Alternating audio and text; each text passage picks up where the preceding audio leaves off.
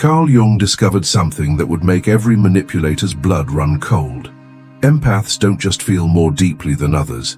They possess what Jung called differentiated perception, the ability to see through psychological masks that most people never question. In his clinical practice spanning 5 decades, Jung documented hundreds of cases where empaths could detect deception, read hidden motivations, and sense emotional truths within seconds of meeting someone. But here's what terrified Jung about this discovery. These empaths weren't using logic or evidence to see through masks. They were accessing what he termed the collective unconscious, reading psychological patterns that operate beneath conscious awareness. And this ability made them dangerous to every system built on deception, manipulation, and unconscious agreements to ignore uncomfortable truths. Today I'm revealing Jung's most closely guarded research about empathic perception, why it's so accurate, and why people who possess it often suffer more than those who remain blind. Because Jung realized something that changes everything we think we know about empathy. The empath's ability to see through masks isn't a gift they developed. It's a survival mechanism forged in environments where reading hidden intentions meant the difference between safety and destruction. In 1921, Jung published Psychological Types, his groundbreaking work on personality differences. But buried in his private clinical notes were observations he never fully published during his lifetime. Notes about patients who possessed what he called intuitive penetration, the ability to perceive psychological realities that others completely missed. Jung wrote in his private journal, "I have observed patients who can describe a person's core wounds, defense mechanisms, and unconscious motivations within minutes of meeting them. Their accuracy is disturbing not because it's supernatural, but because it reveals how much information humans broadcast unconsciously that most people never learn to read."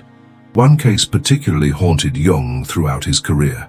A young woman came to his Zurich clinic in 1923, referred by another physician who found her claims of seeing people's true natures to be evidence of paranoid delusions.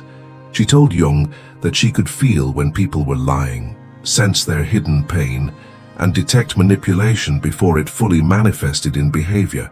The referring doctor believed she was projecting her own paranoia onto innocent people. But Jung did something revolutionary. Instead of pathologizing her perceptions, he tested them. He brought colleagues into sessions without telling her anything about them. He asked her to describe what she sensed about various patients in his waiting room. He had her meet with people from different backgrounds and professions, then documented her observations. The results shook Jung to his core. Her accuracy rate exceeded 90%. She could identify childhood trauma patterns, current relationship dynamics, professional struggles, and hidden character traits with startling precision. Jung realized he wasn't treating delusion. He was observing a highly developed perceptual ability that most humans never cultivate. In his notes, Jung wrote, "This patient possesses what I can only describe as X-ray vision for the human psyche. She sees through the persona, the social mask, directly into the shadow, the repressed and denied aspects of personality. This is not pathology. This is perception so refined, it appears supernatural to those who lack it." But Jung's most disturbing discovery came when he investigated how she developed this ability. It wasn't a mystical gift or genetic anomaly.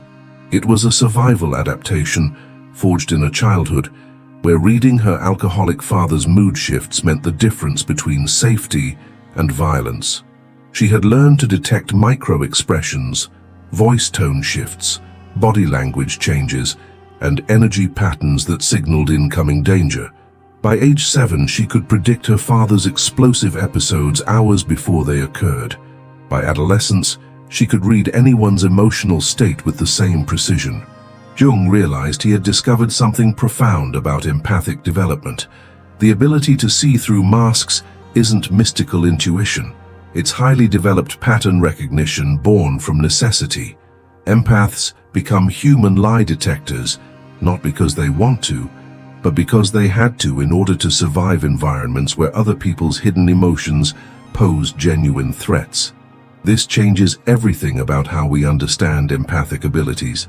Jung wrote, "The empath's gift of perception is actually a wound that became a weapon. They learn to read what others hide because their survival depended on it. This makes their perceptions incredibly accurate, but it also means they can never unsee what they've learned to detect." Modern neuroscience confirms what Jung intuited a century ago. Dr.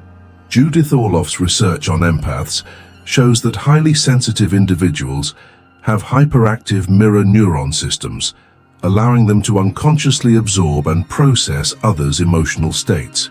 Dr. Elaine Aron's work on sensory processing sensitivity demonstrates that roughly 20% of people have nervous systems wired for deeper processing of environmental stimuli, including social and emotional cues. But Jung identified something even more specific within his psychological typology. He found that introverted intuitive types, comprising roughly 1 to 2% of the population, don't just feel others' emotions. They perceive the unconscious psychological structures driving those emotions. They see the shadow, the persona, the complexes and the defense mechanisms operating beneath conscious awareness. Jung called this differentiated intuitive function. While most people process only obvious social signals, empaths with developed intuition process unconscious communications. They read what psychologists now call micro-expressions, facial movements lasting less than a fifth of a second that reveal genuine emotions before conscious control suppresses them. They detect voice tone inconsistencies that indicate emotional incongruence between words and genuine feelings. They sense energy patterns, the subtle shifts in a room's psychological atmosphere, when someone enters or when topics change. They feel projections, recognizing when someone's perception of them reflects that person's unconscious content rather than reality. This creates what Jung termed the empath's burden. They live in a different reality than most people, one where masks are transparent and hidden truths are obvious. Jung wrote, "The tragedy of the highly perceptive individual is not that they see too much, but that they see accurately while surrounded by people who see through distorted lenses of projection and denial. This creates profound isolation because empaths can't unsee what they perceive." Jung documented this isolation repeatedly in his clinical work. Empaths would describe feeling crazy because what they clearly observed contradicted what others insisted was true. They'd sense someone's depression beneath their cheerful performance, but everyone else would believe the performance. They'd detect manipulation in someone's caring behavior, but others would call them paranoid for questioning such kindness. They'd feel the toxicity in a relationship everyone else thought was perfect, then be blamed for being negative when they voiced concerns. Jung realized that empaths weren't experiencing delusions. They were experiencing what he called the collision between conscious social agreements and unconscious psychological realities. Most people unconsciously agree to accept masks at face value, to believe the persona rather than investigate what lies beneath it. This creates social cohesion, but requires ignoring obvious psychological truths. Empaths can't make this agreement. Their nervous systems won't allow them to ignore what they perceive. This makes them dangerous to social systems built on collective denial. When an empath enters a dysfunctional family system and starts naming the obvious problems everyone else pretends don't exist, they become the identified problem. When they join a workplace culture built on unspoken hierarchies and hidden agendas, their honest observations threaten the entire structure. When they enter relationships with people hiding behind carefully constructed personas, their ability to see through the mask feels threatening rather than connecting. Jung called this the scapegoat phenomenon. The person who sees truth becomes the target for collective shadow projection. Instead of examining what the empath reveals, groups attack the empath for revealing it. Jung wrote, "Nothing has a stronger influence psychologically on their environment than the unlived life of the parent. But I have discovered this principle extends to all relationships. When someone's shadow is reflected back through another person's clear perception, the unconscious mind has two choices: integrate the shadow or destroy the mirror. Most choose to destroy the mirror. This explains why empaths so often end up isolated, attacked, and questioning their own sanity. They're not crazy. They're threatening to collective unconsciousness simply by existing authentically. But Jung discovered that empaths don't just see through individual masks. They perceive what he called collective complexes, shared psychological patterns that entire groups carry unconsciously. Jung identified several mechanisms that allow empaths to see through masks that deceive others. First, they read incongruence. Most people consciously control their words and facial expressions, but can't control their micro-expressions, voice tone, body language, and energy. Empaths automatically detect when these channels send conflicting messages. Someone says they're fine while their jaw clenches, voice tightens, and shoulders rise toward their ears. Most people hear the words. Empaths read the contradiction. Second, they recognize patterns across time. While others take each interaction at face value, empaths unconsciously catalog behavioral patterns. They notice that someone always plays victim in conflicts, consistently blames others for their problems, or repeatedly creates drama, then acts innocent. These patterns reveal character structure that individual incidents might hide. Third, they sense projection. Jung's concept of projection, attributing your own unconscious content to others, is central to understanding how empaths see through masks. When someone projects their own anger, insecurity, or manipulation onto the empath, empaths feel the disconnection between the accusation and their actual internal experience. This helps them recognize that they're experiencing someone else's shadow rather than accurate perception. Fourth, they detect energy shifts. Jung believed in what he called psychic energy, the libido that flows through psychological systems. Empaths sense these energy dynamics directly. They feel when someone enters a room carrying anger, even if that person appears calm. They sense when a conversation topic triggers someone, even if that person maintains composure. They detect power dynamics and emotional undercurrents that others miss entirely. Fifth, they perceive the shadow directly. Jung's concept of the shadow, all the qualities we reject and deny in ourselves, is perhaps his most important contribution to understanding human psychology.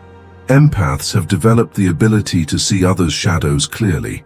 They recognize the selfishness someone hides behind apparent generosity. They see the manipulation concealed within seeming helpfulness. They perceive the cruelty that lives beneath a mask of sweetness. This shadow perception is what makes empaths' insight so accurate and so threatening. They see what people most desperately need to hide from themselves and others. But Jung discovered something even more significant. Empaths don't just passively receive this information. They experience what he called participation mystique, a state where boundaries between self and other become permeable. Jung wrote extensively about participation mystique in his early work, describing it as a psychological state where unconscious contents flow between individuals. For empaths, this means they don't just observe others' psychological states. They temporarily experience them in their own nervous systems. This creates extraordinary accuracy, but also extraordinary vulnerability. When an empath encounters someone carrying rage, they feel that rage in their own body, even if the person appears calm. When they meet someone harboring deep shame, they experience that shame as if it were their own.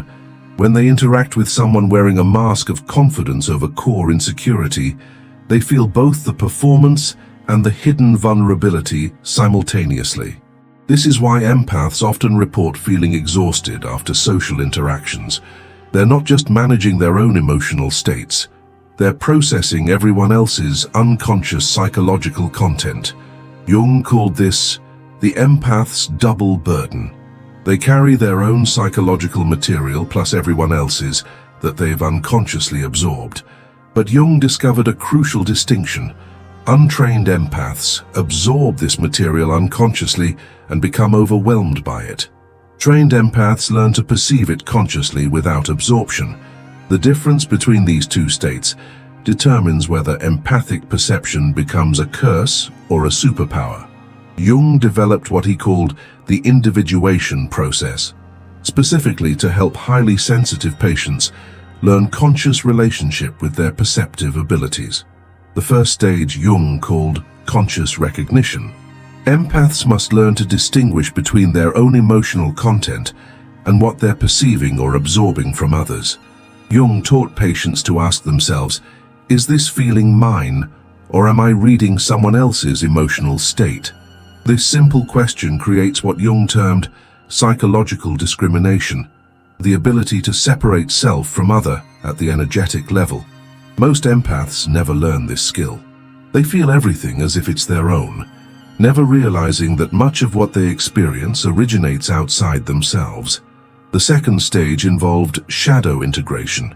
Jung discovered that empaths often see others' shadows so clearly because they haven't integrated their own. The more you deny your own capacity for selfishness, manipulation, anger, or cruelty, the more disturbed you become when sensing these qualities in others. Jung wrote, everything that irritates us about others can lead us to an understanding of ourselves.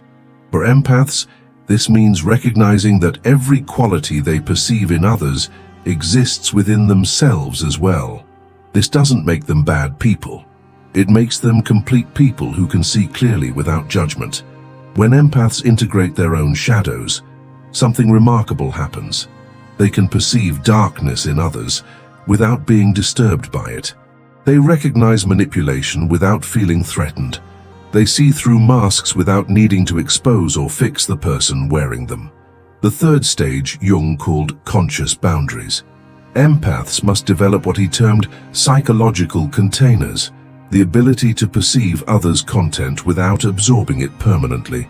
Jung taught specific practices for this, spending time in solitude to allow absorbed material to clear from your system. Consciously releasing others' emotional content through visualization, movement, or expression. Maintaining awareness that you are not responsible for managing what you perceive in others. Creating physical and energetic boundaries that protect your psychological space. These aren't just therapeutic techniques, they're survival skills for people whose nervous systems naturally absorb what others broadcast unconsciously.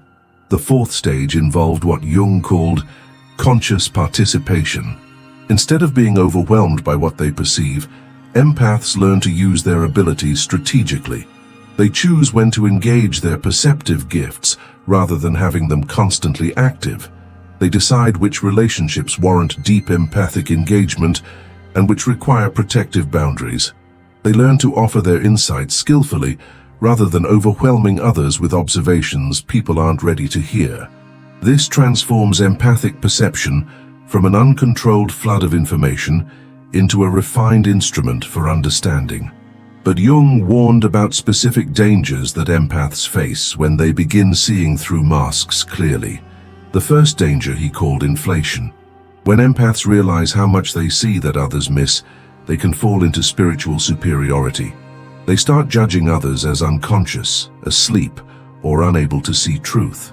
Jung wrote, the danger is that the ego identifies with the superior function, leading to an inflation that cuts the individual off from human relationships. The integrated empath remains humble, recognizing that everyone has different gifts and that clear perception doesn't make them better than others. The second danger Jung termed projection of the negative. Some empaths, once they learn to see through masks, become cynical. They stop seeing any good in people because they're focused entirely on detecting deception and shadow content. Jung observed that this creates a self-fulfilling prophecy. When you look only for darkness, you find only darkness, even in people who also contain light. Integrated empaths maintain what Jung called the transcendent function, the ability to hold both darkness and light, both shadow and persona, both truth and masks, without collapsing into cynicism. The third danger Jung identified Was isolation justified by superiority? Empaths who see through masks often withdraw from relationships entirely, convincing themselves that others are too unconscious to be worth engaging. Jung recognized this as a defense mechanism against the pain of isolation.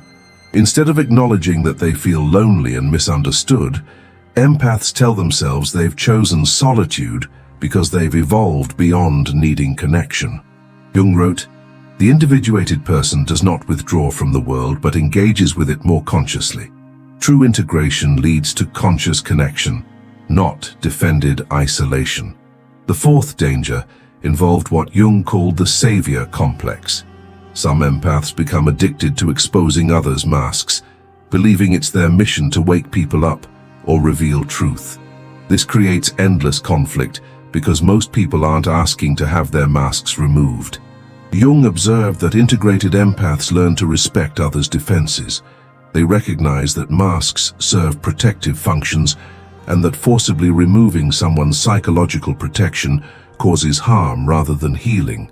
The question becomes not whether you can see through masks, but whether you should act on what you see. Jung developed specific guidelines for this.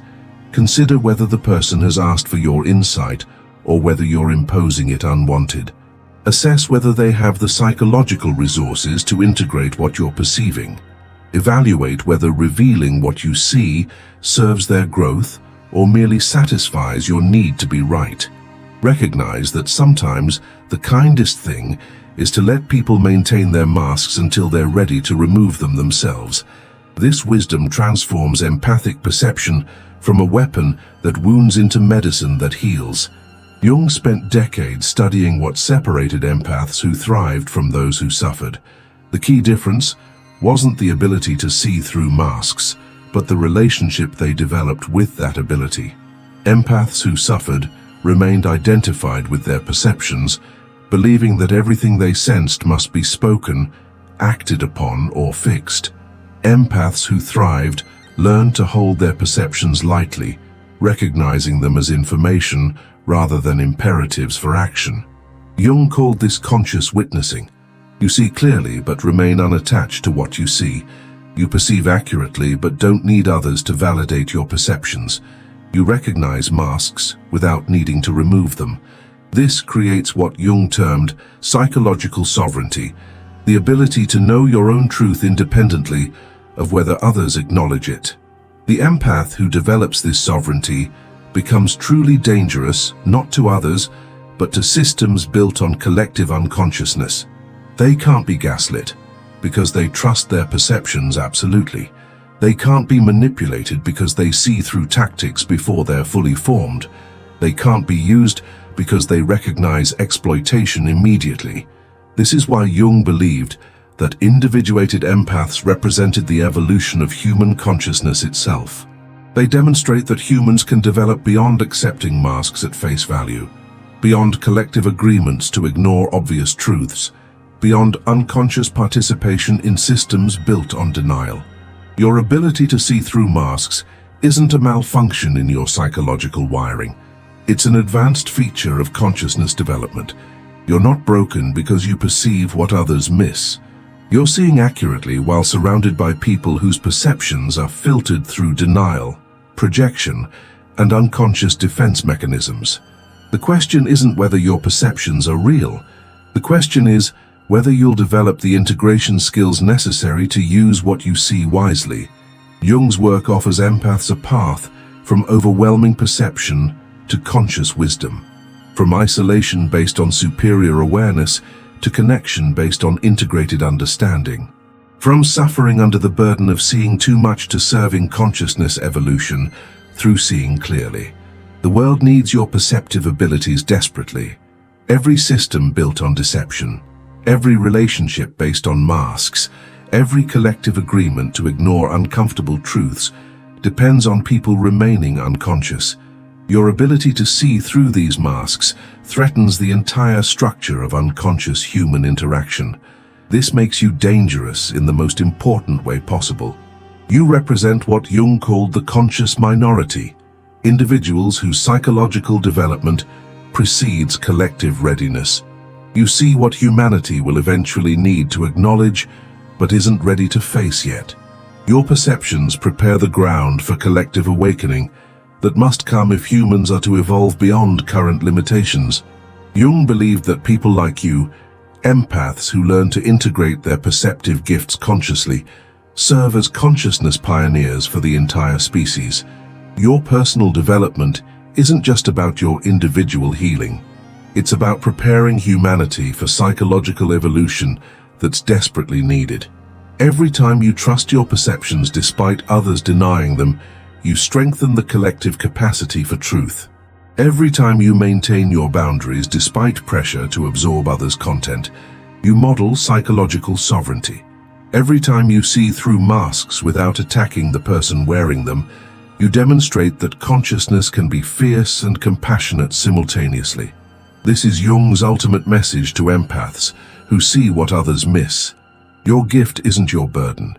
Your unconscious relationship to your gift is your burden. Learn to wield your perception with the integration Jung mapped, and you become exactly what this unconscious world needs most. Not someone who exposes and attacks, but someone who sees clearly and responds wisely. Not someone who withdraws in superiority, but someone who engages with conscious boundaries. Not someone who suffers under the weight of too much perception, but someone who uses accurate seeing in service of consciousness evolution. You were born to see through masks, not to suffer in isolation, but to help humanity learn that truth is more nourishing than comfortable illusion. Write in the comments, "I see clearly, and I trust what I perceive." This isn't arrogance declaring this truth. This is empowerment. When you acknowledge your perceptive accuracy, you stop questioning the very gift that keeps you psychologically safe. Now take one more action that signals to yourself and this community that you're ready to develop your empathic abilities consciously rather than suffer under them unconsciously. Subscribe to this channel because we're building a community of individuals committed to conscious psychological development. Every video explores Jung's insights about becoming whole rather than remaining fragmented, about seeing clearly rather than accepting collective denial, about using sensitivity as strength rather than experiencing it as weakness. Hit that like button because it tells the algorithm to share this content with others who need Jung's wisdom about empathic perception and integration. Somewhere right now, an empath is questioning their sanity because what they clearly perceive contradicts what everyone else insists is true. Your engagement helps this message reach them before they abandon their perceptive gifts to fit into collective unconsciousness. Here's what's coming next, and this will transform everything you think you know about psychological protection. Jung discovered that empaths who learn integration develop abilities that go far beyond seeing through masks. They begin perceiving and influencing what he called the collective unconscious itself, the shared psychological substrate connecting all humans. In the next video, I'm revealing Jung's most closely guarded research about how integrated empaths learn to navigate and protect themselves within collective psychological fields. This isn't mystical theory. This is practical psychology for operating consciously in an unconscious world. The techniques Jung developed will change how you move through every relationship, every workplace, every social situation for the rest of your life. Thank you for watching. See you in the next dimension.